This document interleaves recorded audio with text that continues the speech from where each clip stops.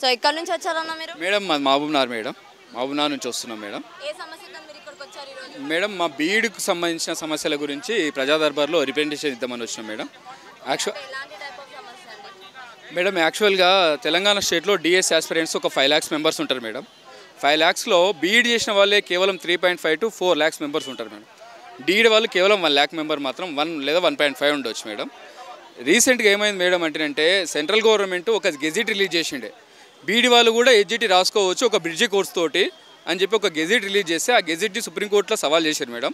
Supreme court ఆ గెజిట్ని కొట్టేయడం జరిగింది. బీఈడి వాళ్ళు ఎడ్జిటి పోస్ట్ రాసుకోవడానికి నాట్ ఎలిజిబుల్ అని చెప్పి సుప్రీంకోర్టు జడ్జిమెంట్ వచ్చింది మేడం. ఓకే, జడ్జిమెంట్ వచ్చింది, మాకు ఎట్లాగో ఎడ్జిట్ అవకాశాన్ని కోల్పోయినాం కాబట్టి సో మా బీఈడి వాళ్ళకి సంబంధించిన స్కూల్ అసిస్టెంట్ కోట అంటే బీఈడి వాళ్ళు 6th to 10th వరకు చెప్పవచ్చు అని చెప్పి సుప్రీంకోర్టు గైడ్లైన్స్లో రిలీజ్ చేసింది madam. So 6th to 10th వరకు చెప్పే పోస్టులు స్కూల్ అసిస్టెంట్ పోస్టులు మా పోస్టులు మాకు 100% భర్తీ చేయకుండా అందులో ఏమవుతుందంటే ఎప్పుడో 1999లో తీసుకొచ్చిన జీవో నెంబర్ 188 ఇప్పటికి ఇంప్లిమెంట్ అవుతుంది, అది ఇప్పటివరకు అప్డేట్ చేయట్లేదు. సో సుప్రీంకోర్టు జడ్జిమెంట్ వచ్చిన తర్వాత అది అప్డేట్ చేయాల్సిన అవసరం ఉంది, కానీ అప్డేట్ చేయకుండా దాన్ని అట్లే ఇంప్లిమెంట్ చేస్తే ఏమవుతుందంటే మాకు తీవ్రమైన అన్యాయం జరుగుతుంది. ఏమవుతుంది మేడం అంటే దాని ప్రకారము ప్రతి 3 పోస్టుల్లో 2 పోస్టులు ఎడ్జిటి వాళ్ళకు స్కూల్ అసిస్టెంట్గా ప్రమోషన్ ఇస్తే కేవలం ఒక పోస్టు మాత్రమే బీఈడి చదివిన వారికి డైరెక్ట్ రిక్రూట్మెంట్ ద్వారా ఫిలప్ చేస్తున్నారు మేడం. యాక్చువల్గా ఎడ్జిటీలు వాళ్ళకు గవర్నమెంట్ జాబర్స్, వాళ్ళకు ఎకనామికల్గా ప్రాబ్లమ్స్ లేవు, జీవితంలో సెటిల్ అయిపోయారు, వాళ్ళకు మ్యారేజ్లు అయినారు, పిల్లలు అయిపోయారు, ఒక 30 నుంచి 35 years వాళ్ళు సర్వీస్ ఉంటుంది మేడం. వాళ్ళకి ఎట్లాంటి ఆర్థికపరమైన సమస్యలు లేవు. మన బీఈడి వాళ్ళు ఏమవుతుంది మేడం అంటే లక్షల్లో మెంబర్స్ ఉన్నారు, వాళ్ళకు ఈ బీఏ ఆస్పిరెంట్స్ తెలంగాణ స్టేట్లో 3.5 lakhs to 4 lakhs ఉంటారు మేడం.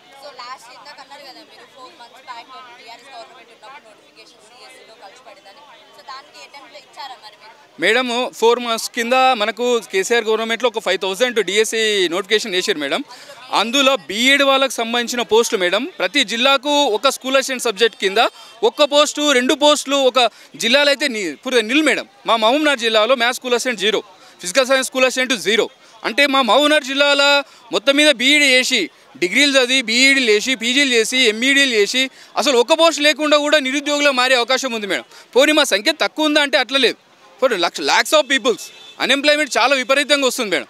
సో దయచేసి ప్రభుత్వానికి మేము విన్నవించుకునేది ఏంటంటే ఎలాగైనా ఎడ్జిటీకి 70% ప్రమోషన్ కోటా ఉందో ఆ కోటాని ఒక 20%కి డిక్రీజ్ చేసి 80% డైరెక్ట్ రిక్రూట్మెంట్ కోటా ఫిలప్ చేస్తే మా బీడీ వాళ్ళకి న్యాయం జరుగుతుంది మేడం. యాక్చువల్గా సుప్రీంకోర్టు గైడ్లైన్స్ ఉన్నాయి మేడం, ప్రమోషన్ ఛానల్ అనేది 50% దాటిపోవద్దు. దేశంలోని ఏ స్టేట్లో కూడా 70% ప్రమోషన్స్ ఇస్తున్నారా అని మేము క్వశ్చన్ చేస్తున్నాం యాక్చువల్గా.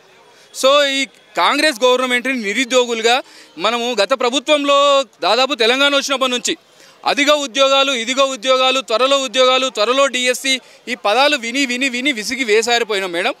నిన్ననే గవర్నర్ గారి ప్రసంగం కూడా విన్నాము, మెగా డిఎస్సి వేస్తాము, మేము కట్టబడి ఉన్నాము, నిరుద్యోగులు తలుచుకుంటేనే మేము ప్రభుత్వాన్ని ఏర్పాటు చేసినామని చెప్పి ప్రభుత్వం యొక్క వివరణ చాలా స్పష్టంగా ఉంది మేడం. మేము ప్రభుత్వం మీద కూడా మాకు చాలా ఆశాజనకంగా ఉన్నాము, వీళ్ళు మాకు న్యాయం చేయగలుగుతారనే హోప్స్ ఉన్నాయి, వాళ్ళకు ఓట్లేసి గెలిపించుకున్నాం మేడం. ఈ ప్రభుత్వానికి ఒకటే వినవించుకుంటున్నాం మేము. ఓకే మేడం, అడిగినా మేడం. మేము డైరెక్టర్ ఆఫ్ స్కూల్ ఎడ్యుకేషన్కి వెళ్ళినా మేడం. డైరెక్టర్ ఆఫ్ స్కూల్ ఎడ్యుకేషన్కి వెళ్ళి శ్రీమతి దేవసేన మేడం గారికి రిప్రజెంటేషన్ చేసినాం మేడం. మేడం లేకపోతే అడిషనల్ డైరెక్టర్ గారికి రిప్రజెంట్ చేసినాం మేడం. అదేవిధంగా ప్రిన్సిపల్ సెక్రటరీ శ్రీ బూర వెంకటేశ్వర గౌడ్ గారు కూడా రిప్రజెంటేషన్ మేడం. చూసామన్నారు, వాళ్ళు ప్రభుత్వం దృష్టికి తీసుకుపోతామన్నారు, కొంచెం దాని గురించి స్టడీ చేస్తామని చెప్పారు మేడం.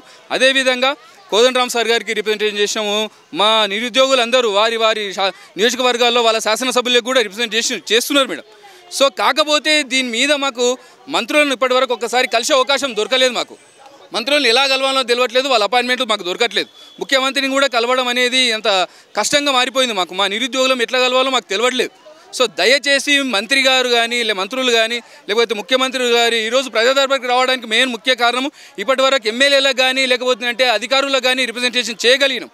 ఒక్క మంత్రి గారికి కూడా మేము ఇప్పటివరకు కలవలేదు. కనీసం మంత్రి గారు వస్తారేమో ఎవరన్నా వాళ్ళకి మేము రిప్రజెంటేషన్ చేసుకోవచ్చు అని చెప్పి వచ్చినాం మేడం. ఇక్కడ ఎవరు మాకు అవైలబుల్ దొరకలేదు, వాళ్ళకి అధికారులకు ఇచ్చేసినాం మేడం.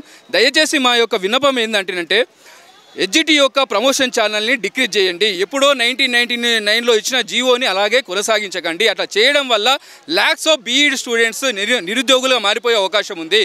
ఆ 70%ని 20%కి డిక్రీజ్ చేయండి. 80% డైరెక్ట్ రిక్రూట్మెంట్ చేస్తే బీఈడి వాళ్ళకు చాలా ఉపయోగకరంగా ఉంటుంది మేడం. స్టేట్లో 7,200 జాబులు మాత్రం ఉన్నాయి స్కూల్ అసిస్టెంట్.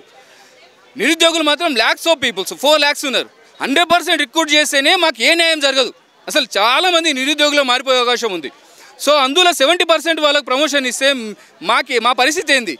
సో దయచేసి ప్రభుత్వానికి విన్నవించుకుంటున్నాము.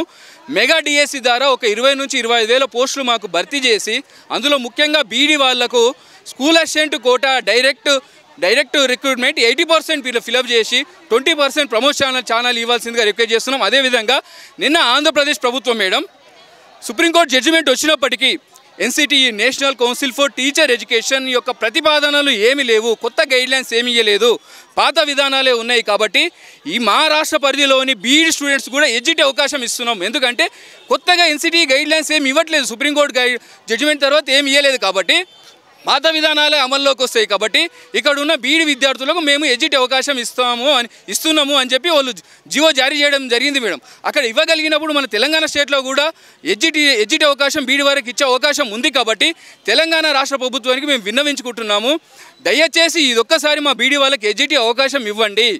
ఎందుకంటే ల్యాక్స్ ఆఫ్ బీఈడి స్టూడెంట్స్ ఉన్నాము, నిరుద్యోగ సమస్య చాలా తీవ్రతరంగా ఉన్నది. కాబట్టి నిరుద్యోగ సమస్య తగ్గాలంటే మాకు ఈసారికి ఎడ్జిటి అవకాశం ఇవ్వాలి. అదేవిధంగా మా బీఈడి వారికి స్కూల్ అసిస్టెంట్ కోటాలో 80% డైరెక్ట్ రిక్రూట్మెంట్ కోటా ద్వారా ఫిలప్ చేయాల్సిందిగా రిక్వెస్ట్ చేస్తున్నాము. దయచేసి మా యొక్క విన్నపాన్ని ప్రభుత్వం వారి దృష్టికి తీసుకెళ్తున్నాం. దయచేసి మాకు మంత్రులు కానీ ముఖ్యమంత్రుల దృష్టికి ఈ సమస్యను తీసుకుపోవడానికి మాకు రిప్రజెంటేషన్